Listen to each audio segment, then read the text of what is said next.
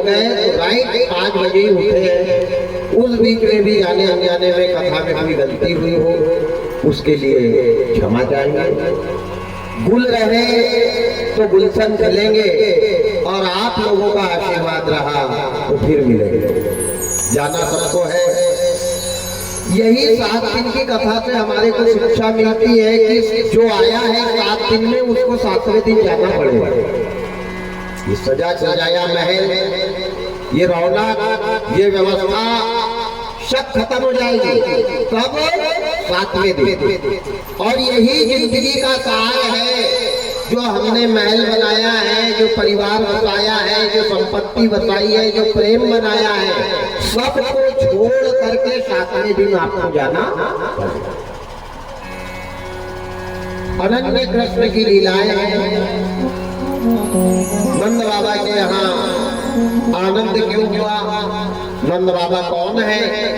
नंद बाबा को भगवान ने सुख क्यों दिया? ये सारी कथाएं मैंने कल गोवर्धन महाराज की लीला रुक्मणी विवाह तक आपको रसामृतपान करवाई। आगे बड़ी सुंदर कथा आती है कृष्ण और सुदामा की। वैसे अनन्य लीला है। भगवान ने अमला अर्जुन का भी कल्याण किया। ये अमला अर्जुन कौन थे? कृष्ण भगवान की आरती में आता है, नाथ तुम अमला अर्जुन तारा, बहाई रस गोरस की धारा, सुदर्शन चक्र धरैया के मधुर हरिपेन बजैया जी। तो ये अमला अर्जुन नाम के कुबेर के 2 लड़के थे जिनका नाम था मणिग्रीव और नलकूबर। ये सरोवर में नग्न होकर के स्नान कर रहे थे और उसी सरोवर में नारद जी जलपान करने के लिए गए। उनकी ठिठोली कर रहे थे, उनका व्यंग उड़ा रहे थे, उनकी मजाक उड़ा रहे थे। संत जी ने 1 बार कहा, 2 बार कहा, 3 बार कहा, 4थी बार जब ये उनके साथ हरकत करने लगे तो नारद जी ने श्राप दिया था कि अरे अधर्मी, तुम धनपति कुबेर के पुत्र हो लेकिन तुम्हारे अंदर मर्यादा नहीं है, बड़े का मान सम्मान नहीं है, व्यंग कर रहे हो। नारद जी ने वहीं से जल लिया और इनको श्राप दे दिया कि जैसे नग्न जल में स्नान कर रहे हो वैसे वृंदावन में अमला अर्जुन नाम के 2 कुबेर बन जाओ और नग्न अवस्था में वहीं खड़े रहे। ये कुबेर के 2 पुत्र मणिग्रीव और नलकूबर अमला अर्जुन बने हैं। जैसे श्राप मिला ये रोने लगे, कहने लगे भगवान क्षमा पड़न को चाहिए, छोटन पात और बाबुलाड़ो विष्णु ने जो प्रभु जी मारी। आप बड़े हो, मेरे से गलती हो गई, क्षमा करो। बड़े का काम है क्षमा करना। और परमात्मा हम पेड़ बन जाएंगे तो क्या जीवन भर पेड़ ही बन के रहेंगे? हमारा उद्धार नहीं होगा। नारद जी को दया आई। नारद जी ने कहा दिया हुआ श्राप वापिस तो नहीं आएगा, लेकिन द्वापर में यदुवंशियों के यहाँ पूर्ण ब्रह्म धन्य है। यदुवंशी परिवार जिनके खानदान में, जिनके कुल में संत आए हैं, जिनकी खानदान में ब्रह्म को जन्म, आज तक संत और ब्राह्मण भगवान ब्राह्मण के घर नहीं आए, यदुवंशियों के यहाँ आए। धन्य वो कुल है, धन्य वो खानदान है, धन्य वो देश है जहाँ संत सिंगाजी जैसी शक्ति और कृष्ण जैसे ब्रह्म ने अवतार लिया। आज वही वरदान दिया है नारद जी ने कि द्वापर में यदुवंशियों के यहाँ कृष्ण अवतार होगा और कृष्ण भगवान बाल लीला करते करते तुम्हारे पास आएंगे और उनके स्पर्श से तुम्हारा उद्धार होगा, तब तुमको मोक्ष मिलेगा। यही कृष्ण भगवान को माता यशोदा ने उथल पुथल से लाता है और यही वृंदावन में गए। बहुत बड़ी कथा है, मैंने कम शब्दों में बताई है। और दोनों पेड़ों के बीच में मूसल फंसा है, बीच में भगवान घुस गए और चोट ताकत लगा के खींचा है तो दोनों अमला अर्जुन को गिराया है। उनके अंदर से कुबेर के पुत्र निकले हैं।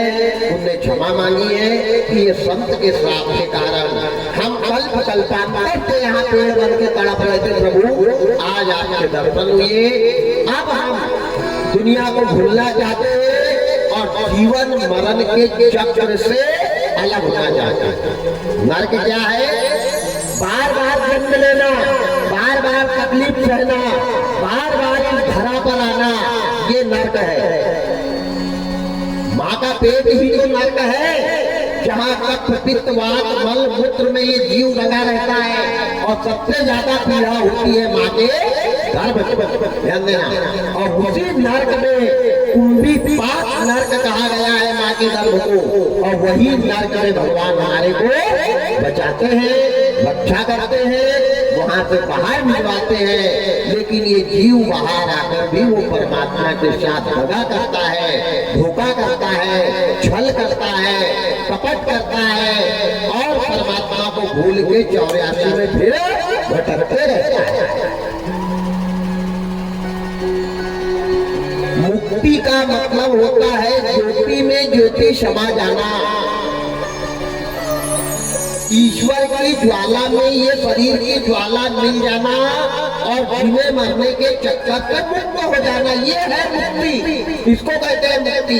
मान जाना मुक्ति नहीं है। इस धरा पे लौट कर न आना, वो है मुक्ति।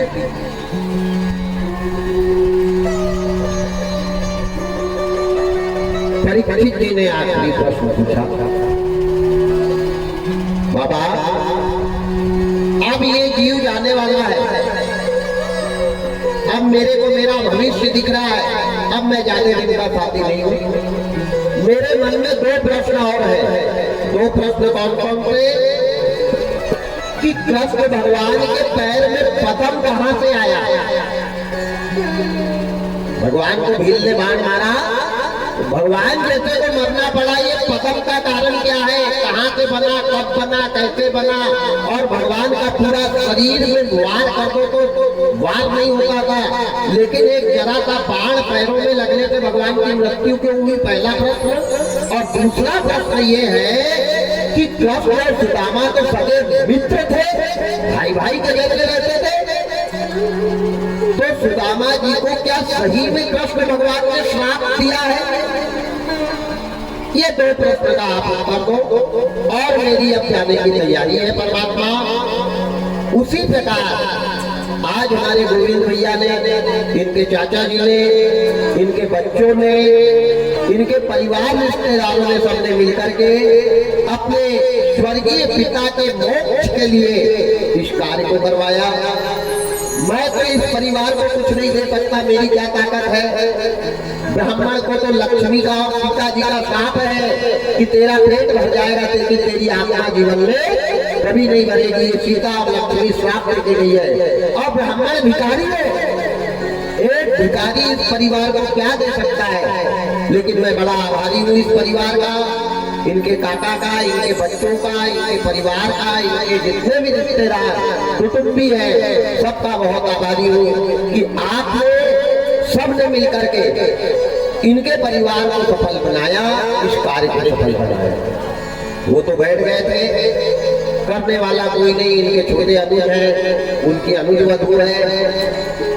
मैं इस परिवार को कुछ दूंगा नहीं और लेकर के जाऊंगा, लेकिन ज्ञान जी की एक चौपाई इस परिवार को अवश्य मैं भेंट करूंगा कि परमात्मा ऐसे भक्तों के जीवन में, ऐसे भक्तों के कार्य करने में, ऐसे भक्तों के काम में कभी किसी प्रकार की बाधा ना आए और इनका जीवन सुखमय व्यतीत हो। भगवान इनके यहाँ एक से अनेक दे और इनका पूरा परिवार दैविक भौतिक जीवन के क्लेशों से मुक्त होकर सुख समृद्धि और वैभव की प्राप्ति करे। इन्हीं कामनाओं के साथ आशीर्वाद करो इस परिवार को ये चौपाई सादर प्रेम भेंट है।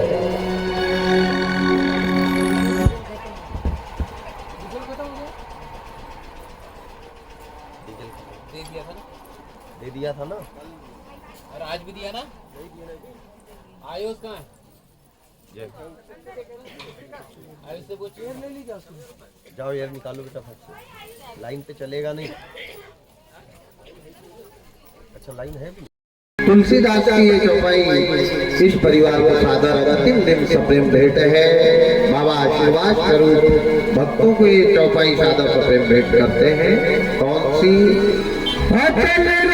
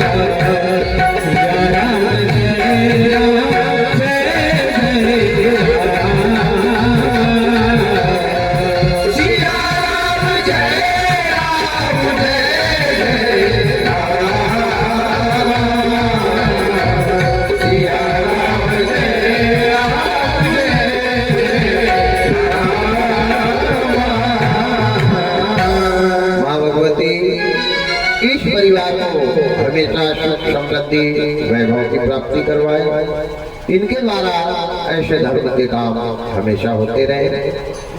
आए परीक्षित जी के प्रश्न में प्रवेश करते हैं। राजा परीक्षित जी ने पूछा, गुरुदेव प्रश्न सुदामा भाई भाई के भी बड़े अच्छे से रहते थे, एक गुरुकुल में पढ़े थे, एक साथ खाते थे, एक साथ रहते थे, लेकिन सुदामा जी ने ऐसा क्या किया जो कृष्ण भगवान ने सुदामा को श्राप दे दिया। गुरु जी ने बड़ा सुंदर उत्तर दिया कि कृष्ण भगवान ने सुदामा को श्राप नहीं दिया। कृष्ण भगवान के श्राप के कारण सुदामा जी दरिद्र नहीं हुए, कृष्ण भगवान के श्राप के कारण सुदामा जी गरीब नहीं हुए, निर्धन नहीं हुए, क्योंकि ये एक मित्र है और मित्र की महिमा रामचरितमानस में बड़ी सुंदर लिखी है कि मित्र मित्र को श्राप नहीं देता है, मित्र मित्र के संकट में काम आता है। बाबा लिखते हैं,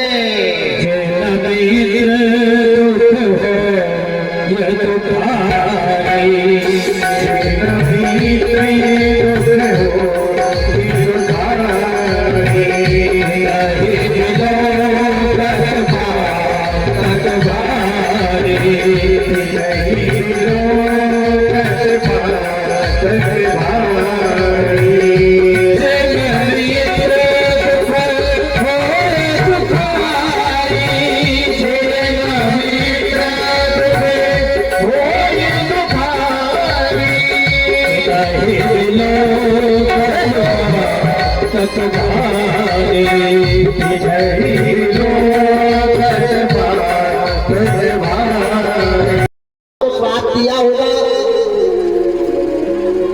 राजा परीक्षित के मन में एक संशय आया कि बाबा हमने तो जितने भी ब्राह्मणों के मुंह से सुना है, बस यही सुना है कि कृष्ण भगवान के हिस्से के 2 मुट्ठी चने खा गए थे, 3 मुट्ठी चने खा गए थे, और चने के अभाव के कारण, चने के प्रभाव के कारण कृष्ण भगवान नाराज हो गए और ब्राह्मण को श्राप दे दिया। अरे राम राम राम राम। गुरुदेव कहने लगे ये बड़ी पारंगत एक कथा है। एक समय सतयुग में ध्यान देना, कृष्ण भगवान दरिद्र क्यों हुए, कृष्ण भगवान को गरीबी क्यों आई, गरीबी का कारण क्या था। सतयुग में एक गंधर्व रहता था, कुहू नाम का, बड़ा अच्छा गंधर्व था, धनवान था, ज्ञानवान था, भक्तिवान था। अब इसका विवाह, कुहू का विवाह हुआ सुशीला के साथ। एक सुशीला सुदामा जी की पत्नी भी है और एक यहाँ भी सुशीला नाम की एक गंधर्व जाति की थी।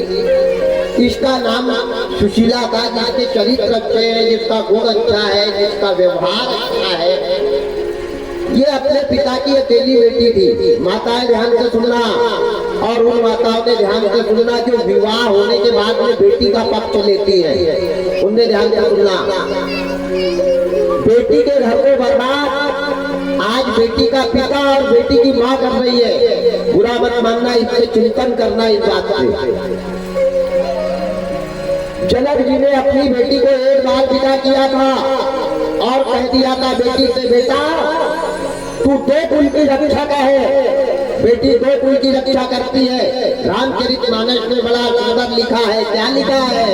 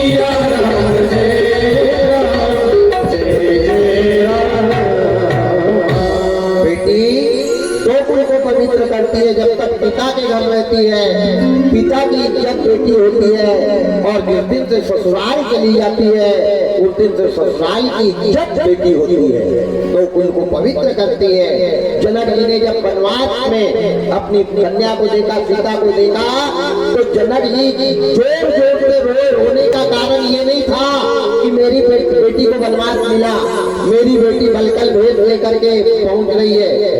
मेरा निवेदन है, नारियल जो भी लोग लेकर के आ रहे हैं, अब नारियल को यज्ञशाला के पास रखते हैं, हम आखिरी पर डलवा देंगे। अंदर ना डाले कोई भी नारियल, इस बात का ध्यान दें।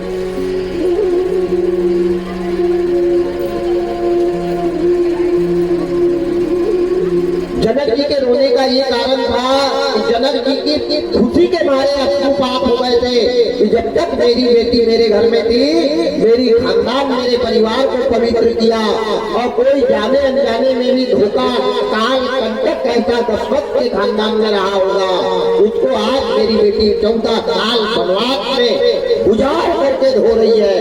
इस खुशी के कारण जनक जी रोए थे। बेटी को दुखी देख करके जनक जी नहीं रोए थे। मानस में बड़ा अच्छी व्याख्या है। इसी प्रकार सुशीला अकेली बेटी थी अपने पिता की। इनका कोई, उनके पिताजी का नाम था सुधर्मा, जिसका धर्म अच्छा हो, जिसकी नीति अच्छी हो, जिसके विचार अच्छे हो, ऐसे सुधर्मा नाम के भी गंधर्व के यहाँ सुशीला नाम की कन्या का जन्म हुआ। भगवान की बड़ी कृपा, जैसे बेटी का जन्म हुआ वैसे उसकी माँ की मौत हो गई। बेटी का आना और माँ का प्राण त्यागना, मर जाना। अब ये गंधर्व जो था बड़ा दुखी था। दुख इस बात का था, मेहनत भी करना है, मजदूरी भी करना है, धन भी कमा के लाना है, और इस कन्या का ख्याल भी रखना है। पिता माँ बन करके अपनी कन्या का लालन पालन करते हैं। दिन भर अपने पास गमछे में कमर पे बांध लेते हैं, शीशी में दूध रख लेते हैं। जब रोने लग जाए तो बेटी को बहुत खुशी के साथ पिलाते हैं और बड़े आनंदित रहते हैं। धीरे धीरे धीरे कन्या बड़ी होने लगे। बड़ी हुई तो इसके पिताजी इसको शिक्षा दे रहे हैं, बेटा बेटियां पराया धन होती है, बेटी के ऊपर पिताजी का अधिकार नहीं है, ये किसी और की अमानत है। बेटियों को सारी शिक्षा माँ बाप ने देना चाहिए घर में, और कैसी शिक्षा देना चाहिए ध्यान से सुनना। आज शिक्षा दी जाती है, दो शब्द अगर बहू को बोल दिया तो वो फोन लगाएगी तो माँ आके कहेगी चिंता मत करना, तेरा डेरा उठा के अलग हो जा, तूने ठेका थोड़ी दिया है। राम राम राम राम राम। बेटी के घर में आग बेटी के माँ बाप लगा रहे हैं। जिस दिन बेटी के माँ बाप ऐसी शिक्षा दे दे कि बेटा हमारे घर से जिंदा जा रही है, अगर मेरे घर में सोने के कटोरे में भी तूने खीर खाई है, ससुराल में मिट्टी के बर्तन में खा के जिंदगी जीकर बताना, तो मेरी बेटी नहीं मर के वापस आना, लेकिन लौट करके मत आना। जिस दिन लड़की के माँ बाप बेटी को ये शिक्षा देने लग जाए तो दुनिया की कोर्ट कचहरी अदालत बंद नहीं हो जाए तो नाम बदलना। वारे परमात्मा, वारे विधाता, आज बेटी को शिक्षा दे रहे हैं कौन? सुधर्मा नाम का गंधर्व। बेटा तेरे को दूसरे के घर जाना है बेटा, यहाँ घर में कोई नहीं है, मैं अकेला हूँ, पूरा कारोबार तेरे हाथ में है, लेकिन जिस घर में तू जाएगी वहाँ हो सकता तेरी देरानी रहे, जेठानी रहे, ननद रहे, सास रहे, सबके बीच में रहना भी है, संकट भी सहना है, और किसी को कुछ नहीं बोल करके सबको अपना बना करके चलना है। ये शिक्षा पिता अपनी कन्या को दे रहा है। बेटा अगर तू ससुराल में अच्छी रही तो मेरा भी नाम उज्जवल होगा, और ससुराल से अगर कोई बात मेरे कान में आई तो मेरा बना बनाए नाम को बर्बाद कर देगी। पुत्री पवित्र की है कुल दो कुल की लाज होती है बेटी।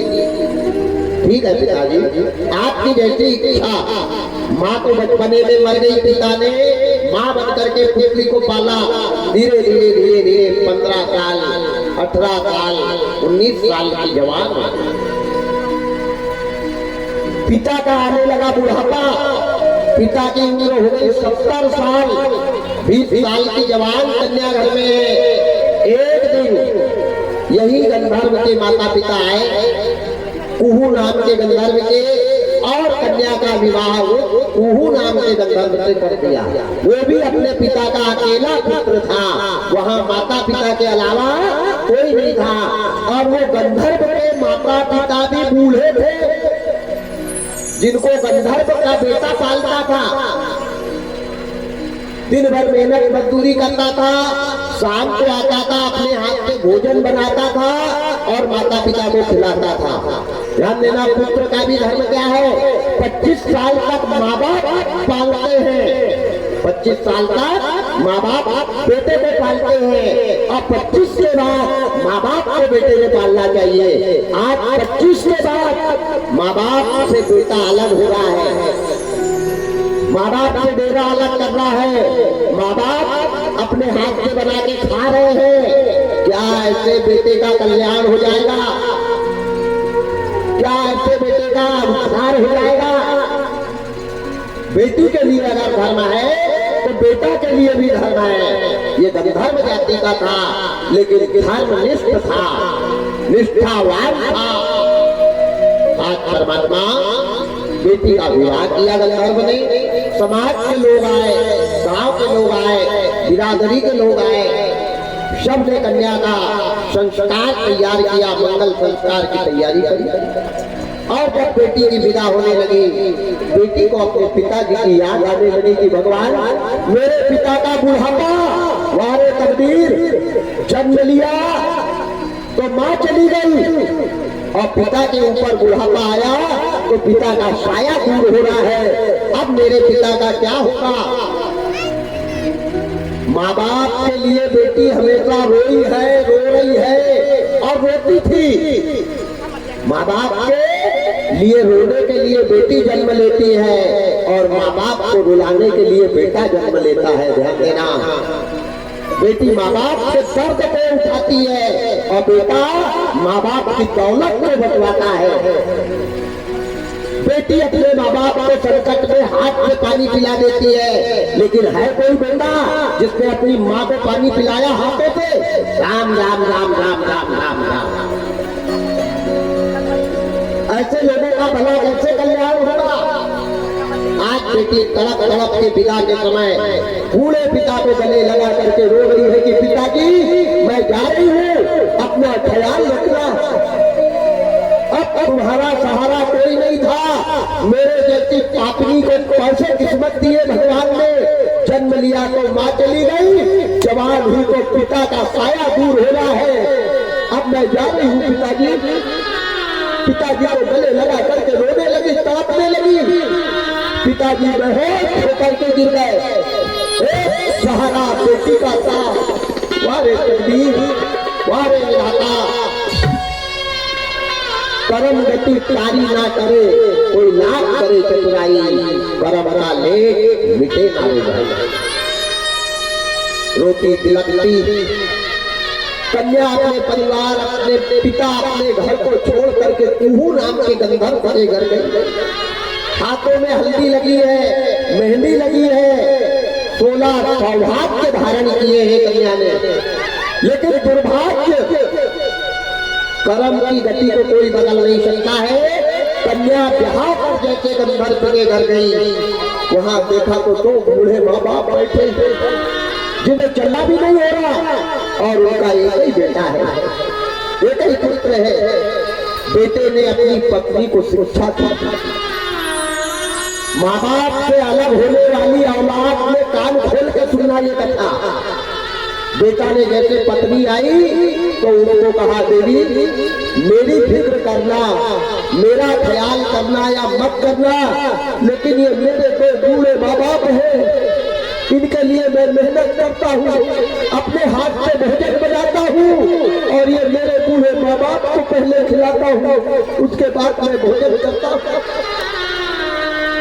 मैं तुम्हारा हूँ देवी, तुम्हारा रहूंगा, लेकिन ये बूढ़े माँ बाप जिस दिन चले जाएंगे, दुनिया की संपत्ति रख देंगे तो घर वाले माँ बाप लौट करके नहीं आएंगे। मेरे से ज्यादा तुम्हारे को इनका ख्याल रखना पड़ेगा। कन्या ने कहा ठीक है प्राणनाथ, जैसा आपको किस्मत में ऐसे मोह पे ला करके खड़ा किया। 6 दिन बीते, 7वें दिन इसका पति कुहू नाम का गंधर्व जंगल में लकड़ी काटने के लिए गया और पेड़ के ऊपर चढ़ गया। अचानक लकड़ी काटते पे पैर फिसला और जो ऊपर से गिरा तो पत्थर पे गिर करके इसके प्राणांत हो गए, खत्म हो गया, मर गया। 7वें दिन चला गया, पत्नी घर पर, सुनीति घर पर, माता पिता सास ससुर की सेवा कर रही है। 3 दिन तक जब ये वापस नहीं आया तो गांव के लोगों ने जंगल में जाकर के जो देखा तो यह गंधर्व मरा पड़ा हुआ है। उसके मरी लाश को लेकर के आए, जैसे दरवाजे पे रखा, कन्या फूट फूट कर रोने लगी कि भगवान मेरी तकदीर में तूने क्या लिखा, जन्म लिया तो माँ चली गई, जवान हुई तो बाप का साया चला गया, पति के घर आई तो आज मेरे पति मेरे को छोड़कर चले गए। प्राणनाथ तुम कहाँ चले गए, स्वामी तुम कहाँ चले गए। दौड़ के आई, अपने पति की छाती पर सिर पीट रही है और रो रो करके कह रही है, क्या कह रही है, वो मेरे सजना गए मैं तो फिर हर बनिया, मेरे सजना गए मैं तो फिर हर बनिया, वो मेरे सजना गए मैं तो फिर हर बनिया, वो मेरे सजना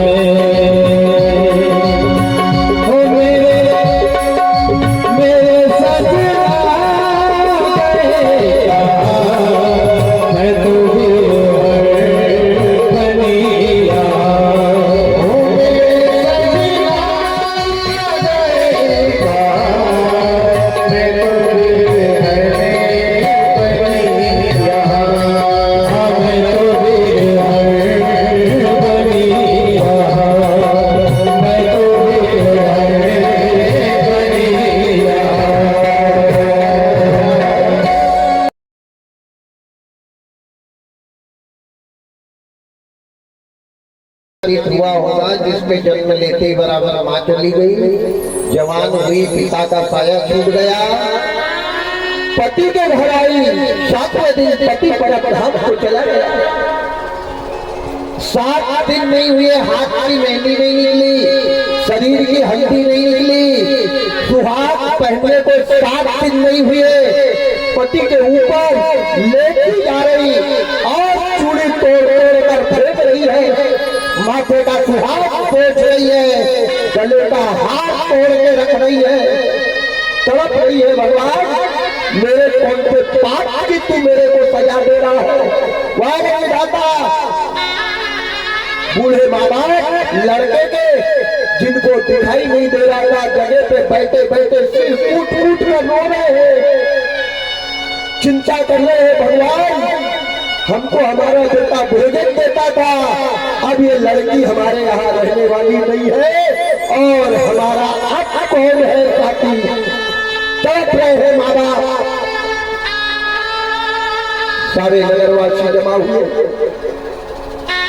समय जान करके उसकी अर्थी तैयार करी और अर्थी लेकर के जब चले हैं तो हजारों बार जमीन पर गिर रही है, कन्या बेहोश हो रही है। भगवान अब मेरा क्या होगा? और पिता ने भी बचपने में सिखाया है कि ससुराल में मर जाना लेकिन वापस लौट आना मत आना। वारे परमात्मा अजब तेरी लीला, गजब तेरा खेल। लड़के को ले गया, ले जाके आगे लगाई, पंच में पंचतत्व को मिलाया, बेटी दौड़ करके आई और अपने पूरे सास ससुर को गले लगा के रोने लग गई, कहने लगी पिताजी उन बहुओं ने ध्यान से सुनना जो सास ससुर को एक तरफ करती है, जो सास ससुर पे लड़ाई करती है। अरे क्या बहू बनोगी? बहू बनना है तो एक बहू की कथा सुनना है। यहाँ तो 2 शब्द सुनने बहुत बड़ी बात है। कहाँ बहू है? कन्या दौड़ करके आई, अपने बूढ़े सास ससुर को गले से लगाया और गले से लगा के कहा पिताजी माता जी तुम बिल्कुल मत रो, तुम मेरे सास ससुर नहीं हो, मेरे माँ बाप हो, तुम्हारा बेटा गया नहीं है, मैं तुम्हारा बेटा बनकर के कमाई करूंगी और कमाई करके लाके तुम्हारे को पालूंगी। तुमने ये ख्याल मन में मत लाना कि बेटा चला गया तो मैं चली जाऊं।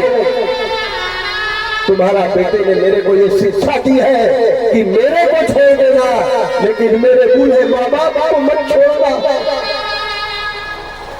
उनके आंसू पोंछ रही है, सास ससुर के सामने रो नहीं रही है। अगर सोचती है कि भगवान मैं रोऊंगी इनके सामने तो ये माँ बाप है, ये तड़प तड़प के मर जाएंगे। माँ बाप के सामने रो नहीं रही, उनको शांत कर रही, अलग कमरे में जाकर के बैठकर पति को याद करके रोती है कि स्वामी तुमने मेरे को मझधार में छोड़ दिया, ना इधर का रखा ना उधर का रखा, हे मौत तूने हमको दर दर बुला के मारा, घर से किया ना बेघर पल में बुला के मारा, हे मौत तूने हमको दर दर बुला के मारा। ना घर के रहे ना घाट के रहे लेकिन ठीक है तकदीर का फसाना जाकर किसे सुनाए, किसको बताए, कौन सुनेगा? ध्यान देना संकट में केवल तुम्हारे कर्म तुम्हारे साथ रहेंगे, परिवार साथ देने वाला नहीं है। जिसको आज तुमने अपना कहा है यही तुम्हारे लिए पराया बनेगा, यही पराया। ये जग की झूठी रीत है, यही माया का बाजार है और यही माया में रहकर माया को त्याग के माया पति में मग्न हो जाना, यही वैराग्य है, यही वैराग्य है। तड़प रही है क्रिया करने में, 10 क्रिया का कार्य जैसे तैसे किया, रोते जा रही, अभी तो जवान है। इसके पिताजी 4 बार आए, बेटी तेरा जीवन ये माँ बाप को यहाँ नहीं बीतेगा, चल दूसरा विवाह कर दे। बेटी ने कहा पिताजी खबरदार, इतना बड़ा कलंक मेरे ऊपर। अरे राम राम राम राम राम, अगर दूसरे पति का मैं मुंह भी देख लूंगी तो मेरे साथ जन्म बिगड़ जाएंगे। जो सुख था मिल गया और जो सुख नहीं है, एक नहीं 10 घर भी मैं अगर चली जाऊं तो मेरे को सुख मिलने वाला नहीं है। और आपने तो मेरे को शिक्षा दी थी पिताजी कि ससुराल में मर जाना लेकिन लौट कर मत आना। ये मेरे माँ बाप का क्या होगा? तुम जन्म देने वाले माँ बाप थे, लेकिन मेरी जिंदगी के ये माँ बाप है। ध्यान से सुनना उन बहुओं ने जो सास से बात नहीं करती है, जो ससुर से बात नहीं करती है, जो सास ससुर को ताना मारते रहती है। ऐसे बहुओं का एक लोटा जल चढ़ाने से हो जाएगा कल्याण? कर्म प्रधान है, ऐसे कर्म करना पड़ेगा, ऐसा संकट सहना पड़ेगा। अरे सीता जैसी को सुख नहीं मिला, देवकी जैसी को सुख नहीं मिला, राणा जी के परिवार में जाने के बाद मीरा जैसी को सुख नहीं मिला, तो क्या अपने को ससुराल में सुख मिलेगा? या तन विष की बेलरी, ये तन ही जहर की खान है। ससुराल सुख का नाम नहीं है, और जो ससुराल में जाकर के सुख भोगना चाहती है उनसे बड़ा कोई मूर्ख नहीं है। हमारे परमात्मा पिताजी दांतों तले उंगली दबाकर खड़े रह गए। बेटी ने कहा पिताजी अब तुम मेरे पिता नहीं हो, तुमने पाला, तुमने जन्म दिया, लेकिन मेरे कर्म के जो पिताजी हैं उनके पास में हूँ, और आज प्राणियों को तड़पता छोड़ करके जाऊंगी तो मेरा साथ जन्म खराब हो जाएगा। इन बूढ़ों की आत्मा क्या साथ देगी? चले जाओ, और बिल्कुल आज से तुम्हारा मेरा कोई रिश्ता नहीं। जीऊंगी तो इन माँ बाप के लिए जीऊंगी, सास ससुर के लिए जीऊंगी, और मरूंगी तो इनके लिए मरूंगी। माँ बाप से अलग होने की जल्दी मत करना, क्योंकि माँ बाप ही एक दिन तुम्हारे से ऐसे अलग होंगे कि लौट के जीवन में कभी नहीं आएंगे। याद रखना, उनकी याद आती रहेगी, लेकिन गए वाले माँ बाप कभी लौट कर वापस नहीं आते। इसलिए उनका जीते जी सम्मान करो, जीते जी आदर करो, जीते जी संस्कार करो। मरने के बाद सब तुम्हारा है। क्या पिता लेके जाएगा, क्या माँ लेके जाएगी? कभी ये बात सोची? केवल हमने कथा सुनी है, हमने मजा लिया है, हमने सत्संग किया है, लेकिन सत्य का संग कभी नहीं किया। और ये जीव सत्य का संग नहीं करेगा तब तक इसका कल्याण होने वाला। आज कन्या पिताजी के घर पे माता पिता सास ससुर को माना, उनको भोजन कराना, जितना घर में अन्न था ध्यान देना, परमात्मा सबका होता है। अजगर करे न चाकरी, पंछी करे न काम, दास मलूका यूं कहे सबसे दाता राम। हमारे पास बहुत भरा है तो भी हमारे को शांति नहीं है। अरे उन लोगों को देखो जो तंबू लगा के रोड के किनारे रह के बच्चों को हाथ में रोटी खिला रहे हैं, वो भी जी रहे हैं। पर फर्क होता है, कुछ लोग खाने के लिए जीते हैं और कुछ लोग जीने के लिए खाते हैं, बस फर्क होता है। उन बच्चों को देखो, हमारे बच्चे दिन में 4 बार ड्रेस बदलते हैं। उन गरीबों के बच्चों को देखो जो साल भर एक ड्रेस को चलाते हैं। दुनिया का गम देखा तो मैं अपना गम भूल गया। दुनिया में कितना गम है, कभी अहंकार मत करना किसी चीज का, और सुख की आशा कभी मत रखना, और बिना स्वार्थ के माता पिता की सेवा पुत्र करे, सास ससुर की सेवा बहू करे। ये है भागवत। भागवत सुनने के बाद धर्म नहीं सुन रहा, भागवत सुनने के बाद सुनने वाले नहीं सुन रहे, तो समझना कोई शायर ने भागवत बताई है या किसी शायर ने भागवत सुनी है। क्या मिला हमको? 7 दिन का टाइम खराब किया, 4 से 5 लाख रुपए का खर्चा किया। क्या लिया हमने? कोई सुधरे या ना सुधरे, मैं गोविंद भैया के परिवार से विशेष निवेदन करूंगा कि 7 दिन में जो मिला है इसको संभाल के रखना। तुम्हारे नाम का झंडा दुनिया लहराएगी। प्रचार उसका किया जाता है जिसका परिचय नहीं है, और जिसका परिचय है उसका प्रचार प्रजा करती है, हमको करना नहीं पड़ता। याद रखना, ये अनमोल चीजें हैं। दौलत रखने पर भी ये चीज नहीं मिलती, इसको संभाल के रख लेना। भाई भाई का प्रेम कभी अलग मत होने देना, परिवार में झूठ कभी मत आने देना, दरवाजे पे भिखारी को भी उदास मत होने देना, और हमारे द्वारा शब्द किसी के सीने में ना लगे ऐसे शब्दों का कभी बर्ताव मत करना। यही पूजा है। अच्छे कर्म से बड़ी कोई पूजा नहीं है, और अच्छे कर्म नहीं है तो चारों धाम की यात्रा भी बेकार है।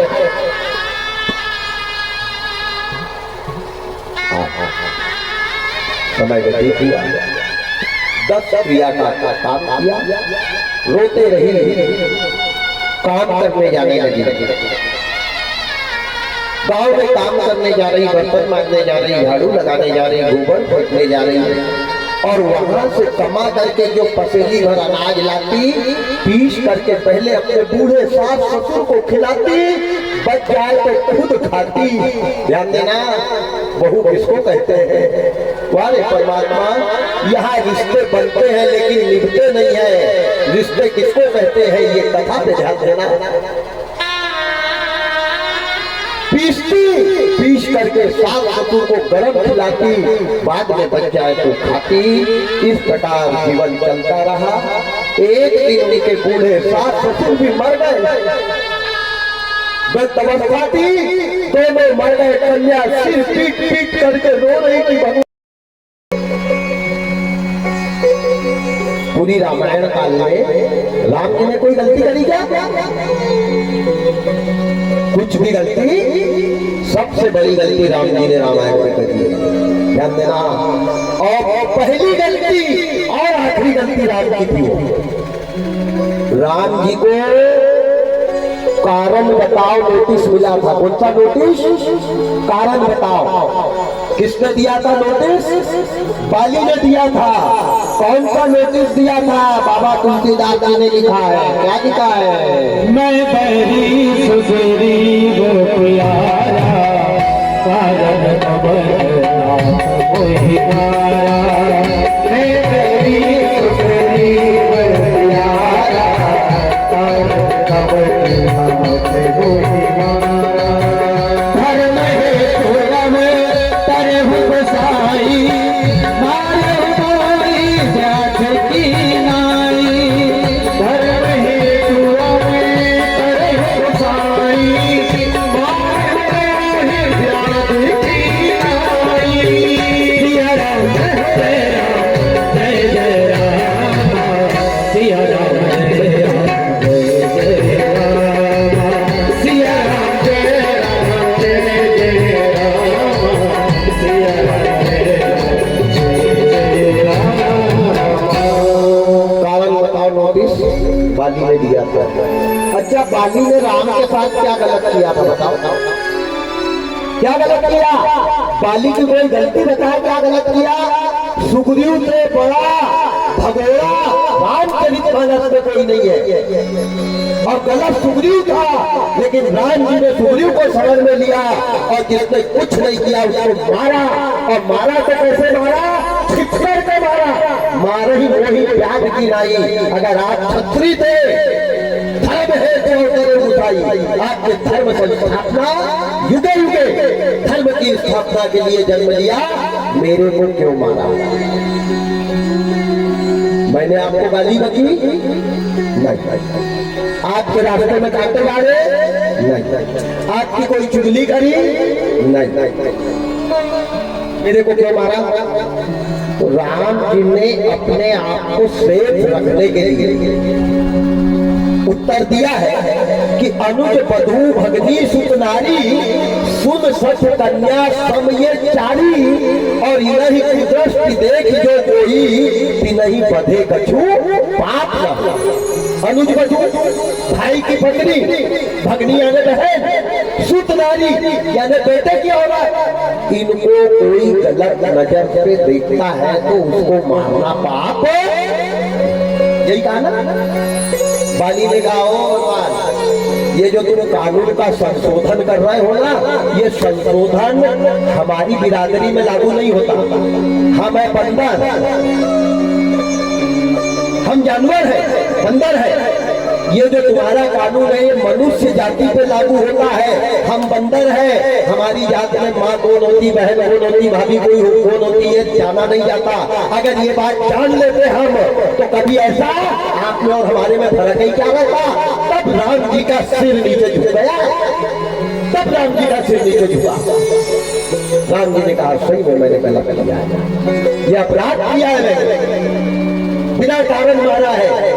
बाली ने कहा था, अगर सीता को लाना था तो सुग्रीव घोड़े को नहीं रखते, मेरे को रखते। मैंने सुग्रीव को भगाया नहीं, मैंने तो इसको कहा था कि परखों को ही एक पखवाड़े रास्ता देखना। जब मैंने राक्षस को मार दिया दुर्मुखी को और उसका खून बह के आया, तो ये पापी ने मेरे को मरा सोच दिया। और चलो मरा सोचा, अच्छी बात है, मरा सोच दिया, भाई के मरने की रास्ते ही देख रहा था क्या ये, जो राजा बन के बैठ गया। अरे मेरे क्रियाक्रम कर देना था, मेरे 16 संस्कार कर देना था, उसके बाद राजा बन जाता। क्रिया कुछ भी नहीं करी, राजा बन गया, यानी मेरा दिमाग खराब हुआ। जैसे आया इसको देखा, मेरा दिमाग खराब हुआ, मुगदल उठाया ही था और ये घर छोड़ के भाग गया। ना इसकी पत्नी को मैंने रखा, ना इसको भगाया। ये कायर खुद अपने किए को देखकर भटकर आया, इसकी गलती थी।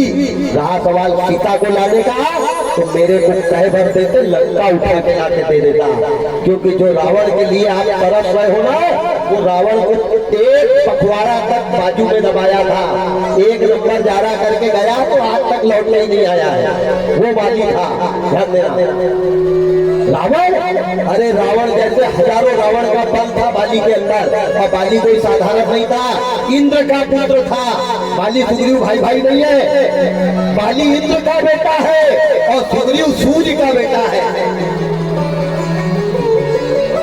सूर्य का एक बेटा यम है, एक बेटा शनि है, एक बेटा सुग्रीव है, और 2 बेटी है, एक बेटी यमुना है, एक बेटी ताप्ती है। और ताप्ती कुंवारी नहीं है, ताप्ती का विवाह हुआ है। ताप्ती का एक बेटा है जिसका नाम कुरु रखा है, जिससे कुरु वंश चला है। और अजमेर के राजा संवरण के साथ में ताप्ती का विवाह हुआ है। सूर्य पुराण 110 पृष्ठ के ऊपर पढ़ना, ताप्ती पुराण 8 पृष्ठ से पढ़ के देखना, स्पष्ट लिखा है। ताप्ती कुंवारी नहीं है, नर्मदा जी कुंवारी है, नर्मदा का विवाह नहीं हुआ। लोग मन की बताते हैं, तवा शादी करने गया था। अरे राम राम राम राम, कौन से पुराण में लिखा है तवा नर्मदा से शादी करने गया था?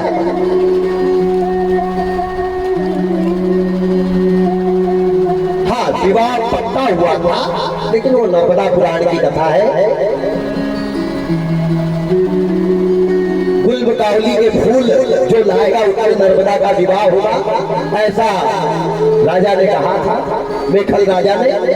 और एक राजा है, बालक है, उसका नाम, बहुत बड़ी कथा है, पर वो नर्मदा पुराण की नर्मदा कुंवारी है। और नर्मदा यहाँ से लगाकर खंबाल की खाड़ी तक किसी में मिली नहीं, अकेली गई है।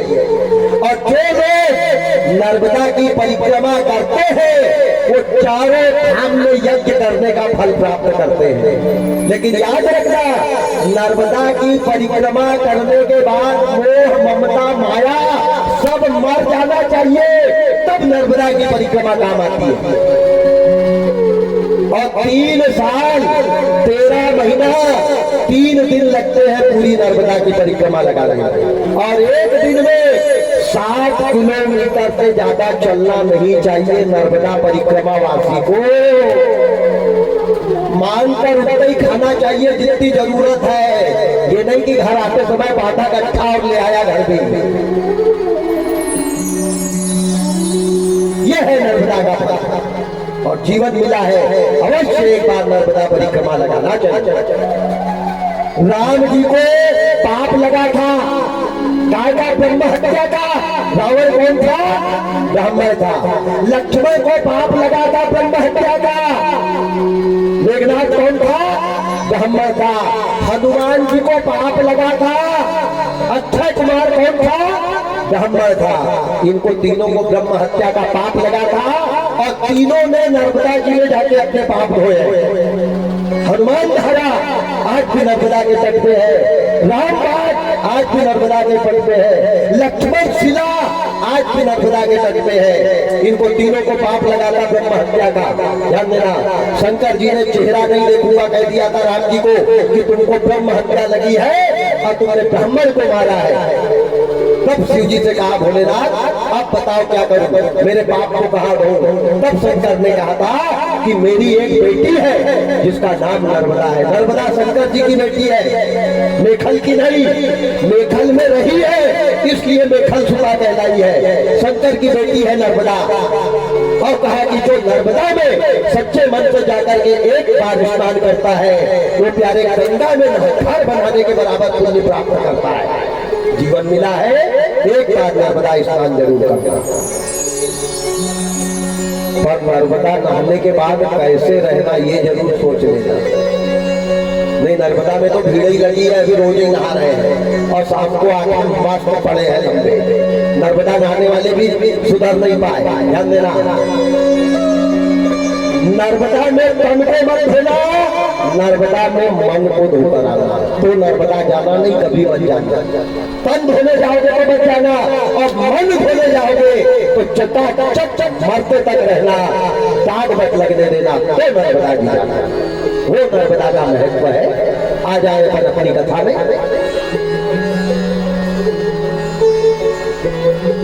सुदामा कृष्ण का ये चरित्र अंतिम कथा है। बाली, तब भगवान राम ने बाली से कहा था कि बाली, रामायण की चौपाई पे आज तक किसी ने उंगली नहीं उठाई है। रामायण में लिखा है कि चाहे राम हो, चाहे पंडित हो, चाहे यादव हो, चाहे क्षत्रिय हो, चाहे मराठा हो, जिनने भी कर्म बिगाड़े हैं उनको कर्म भरना पड़ा है। तभी तो तुलसी बाबा ने लिखा है, क्या लिखा है? विश्व कर राखा जो जस करहि सो तस फल जाता।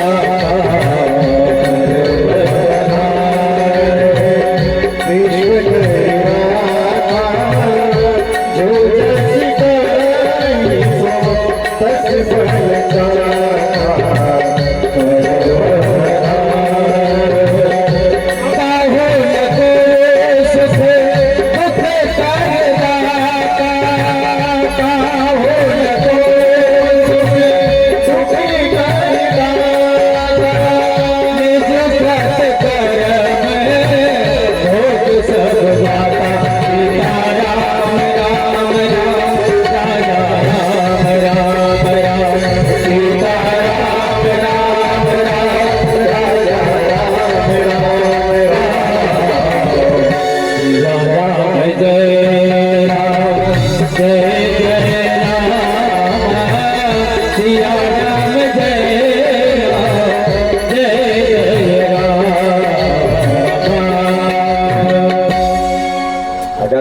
किया है तो राम को भी भरना पड़ा है। राम जी ने बाली से कह दिया था कि बाली, मैंने जैसे तेरे को छिप करके बाल मारा, ये मेरा कसूर था।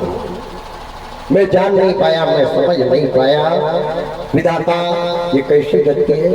भगवान ने कहा जा, तेरे को अमर कर देता हूं अगर मरने का भय है। बाली ने कहा नहीं प्रभु, आप मेरा एक काम करो। क्या काम करो?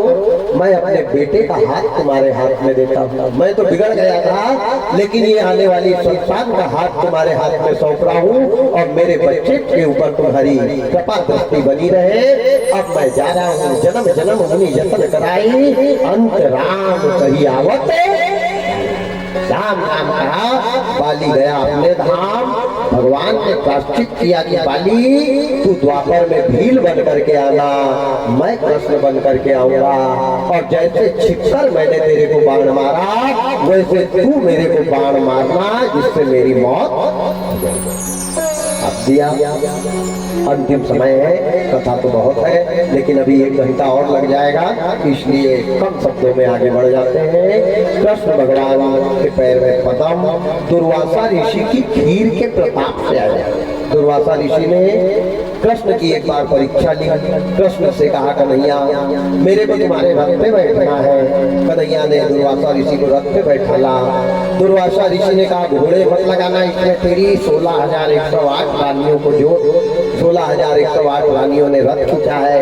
अब भाइयों से कहीं रथ खींचा रहा है, जब नहीं खींचने लगाया तो दुर्वासा ऋषि ने इतना मारा है उन गोपिकाओं को कि लाल पीली हरी नीली कर दी।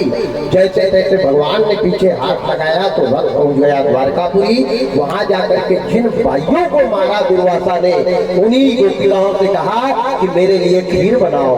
असंख्य जिसकी कोई कल्पना नहीं, इतनी खीर बनाई है दुर्वासा ऋषि के लिए, लेकिन एक ही घूंट में पूरी खीर भी है और वो खाली पात्र कन्हैया के हाथ में दिया है। कन्हैया ने कहा भगवान शार्ट में बता रहा हूँ, इसको क्या करूं मैं? इनने कहा इसमें जितनी जूठन है तेरे शरीर में लगा ले। तो कृष्ण भगवान ने डर के मारे कि पत्नियों को तो इतना मारा, मेरे ऊपर अगर भिड़ गया तो ना जाने क्या करेगा। दुर्वासा बोलो तो दुर्वासा ही है। तो कृष्ण भगवान ने पूरी खीर अपने शरीर पे लगाई चारों तरफ, लेकिन सीधे पैर के तलवे में लगाना भूल गए। दुर्वासा जी ने 3 बार कृष्ण से कहा कन्हैया कहीं बाकी तो नहीं रह गया। कन्हैया भूल गए। जाको प्रभु दारुण दुख देई, ताकि मती पहले हर नहीं। कृष्ण भगवान समझ ही नहीं पाए। 3 बार पूछने पे भी कृष्ण भगवान ने कहा लगा ली। जो दुर्वासा ऋषि ने नेत्र खोल के देखे तो भगवान का पूरा शरीर वज्र का बना दिया, अमर कर दिया, अजर कर दिया। और जो पैर देखा तो पैर के तलवे में खीर लगाना भूल गए थे, उतनी जगह में पदम बन गया। दुर्वासा ऋषि ने कहा कन्हैया कोई धोखे से भी अगर तेरे पैर के तलवे में मार देगा तो तेरे प्राण निकल जाएंगे, क्योंकि तू मेरी जूठन को यहाँ लगाना भूल गया। संतों की जूठन में भी भक्ति रहती है। किस्मत वाले को संत ब्राह्मण का जूठा मिलता है, पर ब्राह्मण भी वैसे ही होना और संत भी वैसे ही होना। त्यागी किस्मत वालों को संत ब्राह्मण का जूठा भोजन मिलता है। वारे परमात्मा वारे विधाता। आज कृष्ण भगवान के पैर में पदम बन गया। मृत्यु का कारण यदुवंशी समाज बनी। भाई अहंकार ने किसी को नहीं छोड़ा है, सबको अहंकार हो जाता है। एक दिन यदुवंशियों को अहंकार हो गया। क्या अहंकार हुआ कि अरे हमारे खानदान में हमारे कुल में तो कृष्ण भगवान आए हैं और ऐसा और वैसा और वैसा नाना प्रकार के। तो इनने क्या किया, एक शाम नाम की यादव जवान लड़का था, वो जवान लड़का को साड़ी पहना दी और साड़ी पहना के फटे हुए कपड़े का एक गट्ठा बनाया और गट्ठा बना के उसके पेट से बांध दिया, कमर पे बांध दिया और साड़ी के दुपट्टा से आंचल से उसको ढक दिया। वो शरीर ऐसा दिखे जैसे कोई गर्भवती माता का शरीर बड़ा होता है। उसको चूड़ी पहना दी, पैरों में पायल पहना दी, कमर पट्टा पहना दिया, नथनी पहना दी, कुंडल पहना दी और घूंघट डाल के बाई बना करके सप्त ऋषि के पास ले गए। पहले सोनोग्राफी नहीं होती थी, पहले संत लोग देख के बता देते थे कि इसके पेट में क्या है, जहर है कि अमृत है, आलू गोंडा है कि समोसा है, बेटा है कि बेटी है। ये संत लोग योग क्रिया से बता देते थे कि इसके अंदर क्या है। आजकल तो सोनोग्राफी हो गई है, तो ये सोनोग्राफी संतों से ही निकली है, वेद से ही विज्ञान बना है। ध्यान देना, विज्ञान से वेद नहीं बना है। संत जी ने कहा बेचारे यदुवंशी है, कृष्ण के कुल के हैं, अपने से पूछ रहे हैं, चलो बता देते हैं। तो संतों ने जो ध्यान लगाया ध्यान लगा के जो देखा तो क्या देखा, राम राम राम राम राम राम राम। इसके पेट में न लड़का है न लड़की है, कपड़े का गट्ठा भरा हुआ है, और ये खुद ही लड़की नहीं है, ये तो लड़का है, और लड़का को लड़की बना के गर्भवती बाई के जैसे बना के हमारी परीक्षा लेने के लिए है। कभी अभी ऐसे बड़ों की परीक्षा नहीं लेना चाहिए। हमारी क्या परीक्षा लोगे? संतों ने कमंडल से जल निकाला, और जल निकाल के वो सांब नाम के यदुवंशियों को श्राप दे दिया कि जा, इसके पेट में लोहे का मूसल जन्म लेगा, जो मूसल यदुवंशियों के विनाश का कारण बन जाएगा, कारण बन जाएगा। और कुंती का भी श्राप है, 2 श्राप है, लेकिन भागवत में ये श्राप है, महाभारत का श्राप अलग अलग। अब कमान से निकला बाण, जबान से निकले शब्द वापस नहीं होते। अब नंद बाबा को पता चला, नंद बाबा ने बहुत डांटा कि तुमने ये अच्छा नहीं किया, गलत किया। उनने कहा अरे राम अब क्या करे? तो उस सांप नाम के बच्चे के पेट को जीते जी चिरवा दिया, और जो चिरवाया तो उसके अंदर से इतना बड़ा लोहे का मूसल निकल गया। अब नंद बाबा ने सोचा ये मूसल हमारे खानदान, हमारे कुल के विनाश का कारण बनेगा। उसको अच्छा बारीक किया, कूटा, और कूट के बारीक बारीक तिनके करके समुद्र में फेंक दिया। अब समुद्र में वो ऊपर की जो हल्की कीले थी वो किनारे पे आ गई। जैसे किनारे पे आई तो वही लोहे के मूसल का एक पेड़ बना, जिसमें गांठ नहीं रहती है। आदमी अगर उसके ऊपर पे जाए तो पता भी नहीं चलता, पैर कट जाते हैं, चीरा लग जाते हैं, जैसे बहुत घाव हो गया, दूसरे दिन दर्द होता है। तो वो बिना गांठ का घास समुद्र के किनारे हुआ। कुछ यादव उसको उठा के एक दूसरे को मार मार के मर गए। एक इतना बड़ा लोहे के मूसल का टुकड़ा समुद्र में बहता जा रहा। अब वो मूसल के टुकड़े को एक मछली ने खा लिया, मछली के पेट में चला गया। मछली समुद्र में तैर रही है, तैरते तैरते तैरते तैरते एक मछुआरे के जाल में वो मछली फंस गई। अब वो मछुआरा ने मछली निकाल के उसको बाजार ले गया बेचने ले गया। तो वो मछली को एक राजा ने खरीदी, और राजा ने घर ले जा करके जब उसकी सफाई करना चालू किया और उसके टुकड़े करे हैं, पीस बनाए हैं, तो उसके अंदर से निकल गया वो लोहे के मूसल का टुकड़ा। इन्होंने कहा भगवान ये मछली ने कोई लोहा खाया था, इसको क्या करूं? तो वही राजा ने मूसल के टुकड़े को मछली के पेट से जो निकला था उसको बियाबान जंगल में ले जाके फेंक। अब जंगल में वो मूसल के टुकड़े का फेंकना कृष्ण भगवान का अंतिम समय यमुना जी के तट पे जो पैर में पदम था, वट वृक्ष से टिक करके बैठना और ऐसे पैर करके बैठना। पूर्वी जन्म का बाली भील बन के आया, मृग का शिकार करने के लिए जंगल में घूम रहा है। अचानक भील को वही लोहे के मूसल का टुकड़ा मिला। उसने वो मूसल का टुकड़ा उठाया, उनने कहा हाँ ये तो अपने तीर के काम आएगा। पत्थर पे ऐसा घींच के पैना बनाया और बाण का फन बना लिया, और फन बनाकर कमान पे संधान कर चारों तरफ मृगणी को देखते घूमने लगा। अचानक उस भील के नजर में भगवान के पैर से जो पदम निकला उसका इतना प्रकाश निकला, इतना प्रकाश निकला। भील ने सोचा किसी मृगणी की नाभि में कस्तूरी का प्रकाश हो रहा है, और बिना बेचारे भील ने बाण संधान किया और जो खींचा, जैसे खींचा तो बाण सीधा गया और मेरे गोविंद के पैरों में लगा। जैसे पैरों में बाण लगा, भगवान चारों हाथ पैर लंबे करके नंद बाबा की 9 लाख गाय आई। कन्हैया के शरीर को गौ माता चाट कर कह रही है गोविंद हमारे को छोड़कर जा रहे हो, लेकिन हमारे ऊपर अब काल आ गया। गोविंद तुम हमारी रक्षा करते थे, कलयुग में हम जिसको दूध पिलाएंगे वही हमारे को कसाई के यहाँ भिजवाएगा।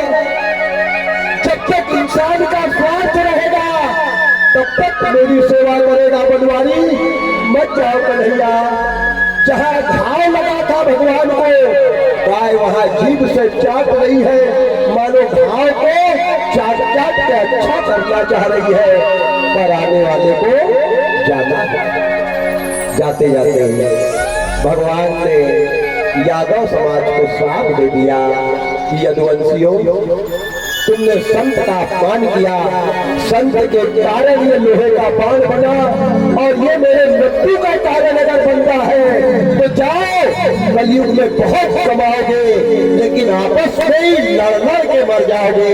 भाई भाई की भी तुम्हारी नहीं पटेगी और तुम्हारी दौलत दूसरा राज्य करेगा। ये श्राप दिया है यदुवंशी को और भगवान ने अपने प्राण त्यागे। उस दिन से गौ माता रोती रह गई। आज भी रात के 12 बजे गाय के कोठे में जाकर के देखना, गाय सुखी नहीं है, उसकी आंखों से आंसू बह रहे हैं। क्यों बह रहे? कि उसको डर है कि मैं जब तक दूध देऊंगी तब तक इस घर में रहूंगी, जिस दिन बूढ़ी हो जाऊंगी मेरे को ये पापी कसाई के यहाँ भिजवा देंगे। आज भी गाय रो रही है। इधर राजा परीक्षित ने अपने प्राणों को ब्रह्मांड से निकाल के मोक्ष को प्राप्त किया। तक्षक नाग जीवित होकर गया है। राजा के मृतक शरीर मिट्टी को दंश किया है। जन्मेजय ने राजा परीक्षित के यज्ञ को पूरा किया है। आस्तिक मुनि ने आकर के सर्वभक्षी यज्ञ बंद करवाया और उस यज्ञ को संपूर्ण किया और अपने पूर्वजों का कल्याण किया।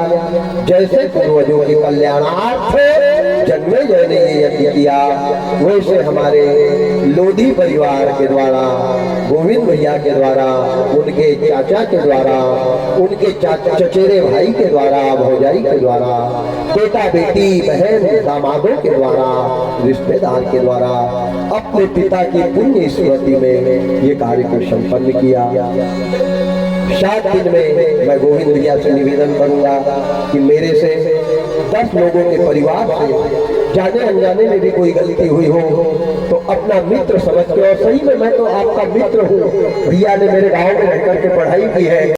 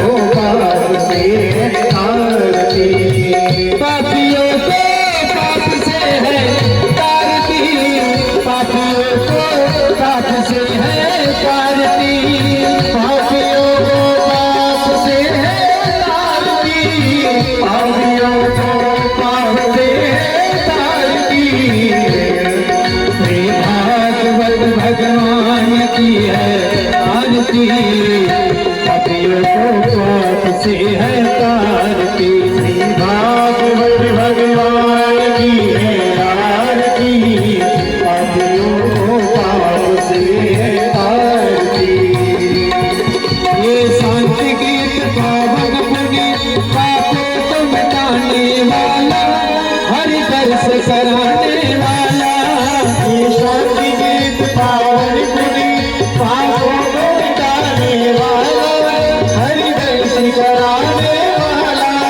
ये सब करनी भय दुख हरणी, ये सब करनी भय दुख हरणी, मधुसूदन की आरती, पापियों को पाप से है तारती। श्री भागवत भगवान की है आरती, पापियों को पाप से तारती। अमर दंत ये मृत दंत ये पंचम वेद निराला, नव ज्योति जगाने वाला। श्री अमर दंत ये मोती पंथ ये पंचम वेद निराला, नव ज्योति जगाने वाला। हरि नाम यही धर ध्यान यही, हरि नाम यही धर ध्यान यही, हरि नाम यही धर ध्यान यही, जग के मंगल की आरती, पापियों को पाप से है तारती। श्री भागवत भगवान की है आरती, पापियों को पाप से है तारती। मधुर बोल जग पंथ खोल, सतमार्ग बताने वाला, बिगड़ी फिर बनाने वाला। ये मधुर बोल जग पंथ खोल, सतमार्ग बताने वाला, बिगड़ी को मनाने वाला। श्री राम यही घनश्याम यही, श्री राम यही घनश्याम यही, श्री राम यही घनश्याम यही, प्रभु की महिमा की आरती, पापियों को पाप से है तारती। श्री भागवत भगवान की है आरती, पापियों को पाप से तारती। सगुण गौरव करुणावतारम, संसार सारम पुण्यनिधानम, सदावतं कमलज्ञानविन्दे, भवं भवानी सहितं नमामि। तारणाय तालनाय, कपालमाला शशीधराय, ब्रह्मराय ब्रह्मराय, नमः शिवाय नमः शिवाय। त्वमेव माता पिता त्वमेव, त्वमेव बन्धुः सखा त्वमेव, त्वमेव वेदान्तरं त्वमेव, त्वमेव सर्वं वन्दे त्वमेव। अनेन वाचा विचिन्तेयो, उदात्तमावासतीरचाहो, करोमि अग्रज सदं भरसन्, नारायणयोगी समर्पयामि। अच्युतं केशवं रामनारायणं, कृष्णनामो वासुदेवं भजे, श्रीराममाधवं कृतिकावल्लभं, जानकीनन्दनं रामचन्द्रं भजे। हरे राम राम राम हरे हरे, हरे कृष्ण कृष्ण कृष्ण हरे हरे, हरे राम राम राम हरे हरे,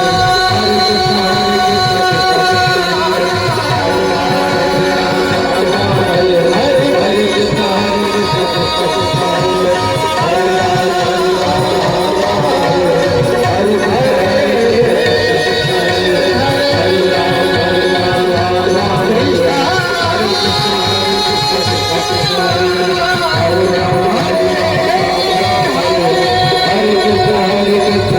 कृष्ण